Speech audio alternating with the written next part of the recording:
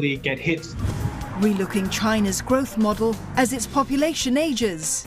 Chinese babies are not growing into industrial workers in the future. Plus, how to be a part of the blockchain boom. Tonight on CNA. Have fun while breaking a sweat on your next visit to Gangnam. Enjoy the weightlessness of bungee fitness. Or learn the health benefits of pole dancing. So don't miss the opportunity to feel the burn with the latest workout trends in Korea. Gangnam Insiders Picks, Sunday on CNA. This program is brought to you by the Gangnam-gu office. This June, Asia's past, present and future comes together.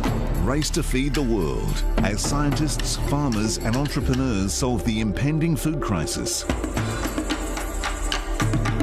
Journalist Yuma Raki unveils the transformation of Japan's social and political identity in Deciphering Japan, and relive the history of the Chinese Communist Party as it marks 100 years of existence.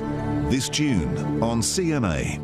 Longing for a tranquil lifestyle? Singapore Property Show presents exquisite developments in the outside central region where peace and serenity await. Where great connectivity means amenities are never too far away. Experience stunning 4D virtual tours of these properties and get expert advice on property investments at our webinars. It's all happening at sps2021.99.co. Register now. The Singapore Property Show 2021 is proudly organized by MediaCorp and our esteemed partners.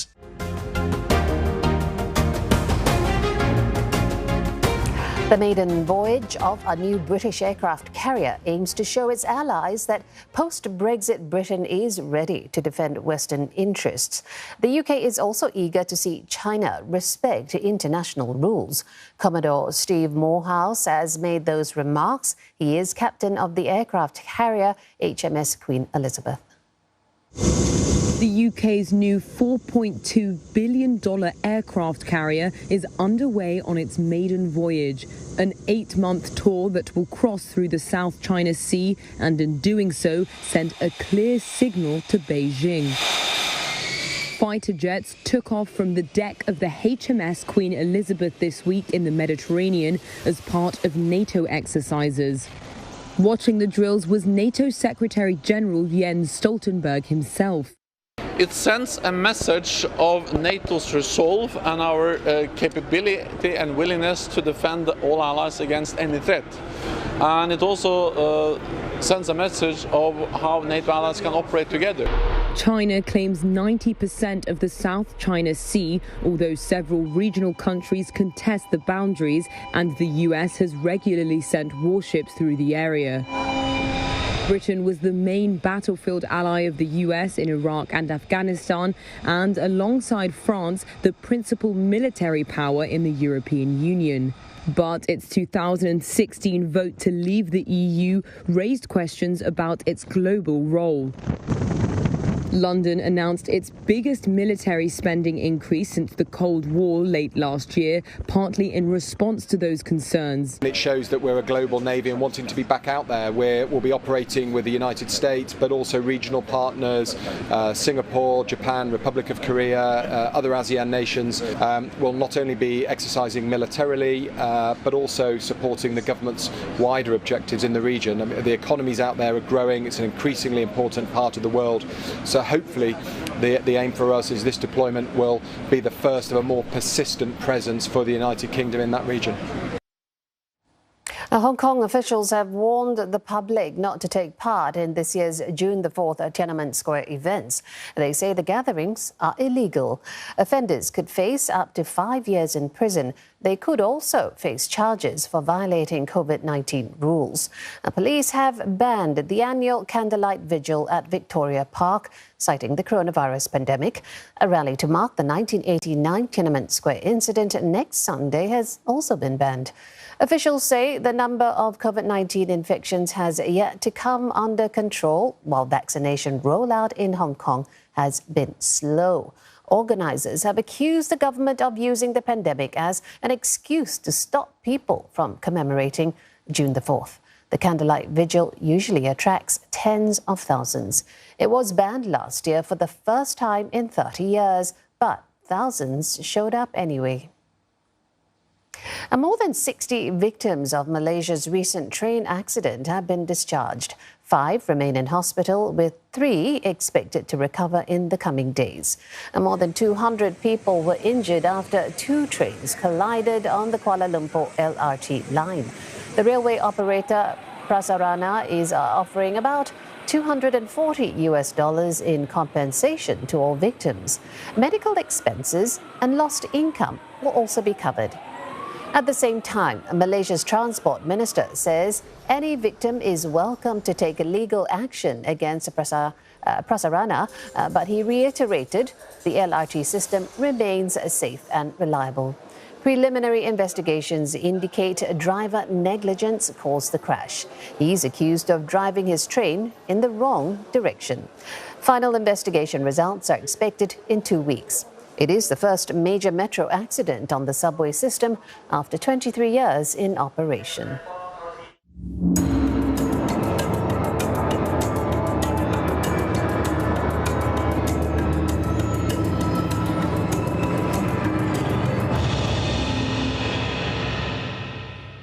Alaska is seeing temperatures increase at least twice as fast as in the rest of the United States.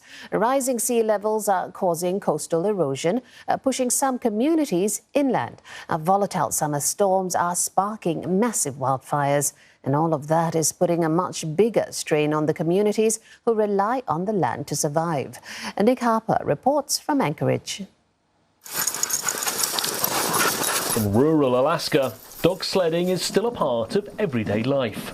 Mayum Osma, the only Vietnamese musher in the state, moved to the US about a decade ago, and sledding has taken some getting used to. At first I'm very scared and very nervous. I crashed a lot, but after that I'm very confident. You know, I feel so free. You run a dog, you don't care about anything else, just a dog and you. Her husband Dean became an overnight celebrity when he won the annual Iditarod in 1984, a grueling 1,500-kilometre solo sledding journey in minus 50 Celsius temperatures. He now runs sledding tours and leases his dogs to other teams. But the race route has been changed several times in recent years, as warmer weather has meant not enough snow on the ground, putting the sport and Dean's livelihood in jeopardy. Well, you don't want to keep having races that have an asterisk behind them. You would like to have it just be a real Iditarod on the original route. We don't have ourselves don't have much control over that, so we're just all hoping that it remains the same and stays a good quality race. Rural, often native communities are the hardest hit in the state. The wild fish they rely on for food is dying off in warmer waters.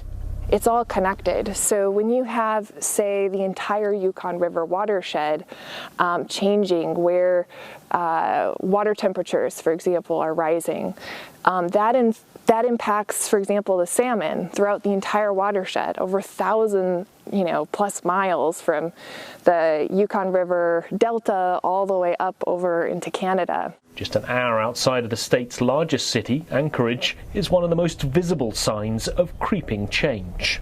100 years ago, the Portage Glacier was right here on the very spot where I'm standing.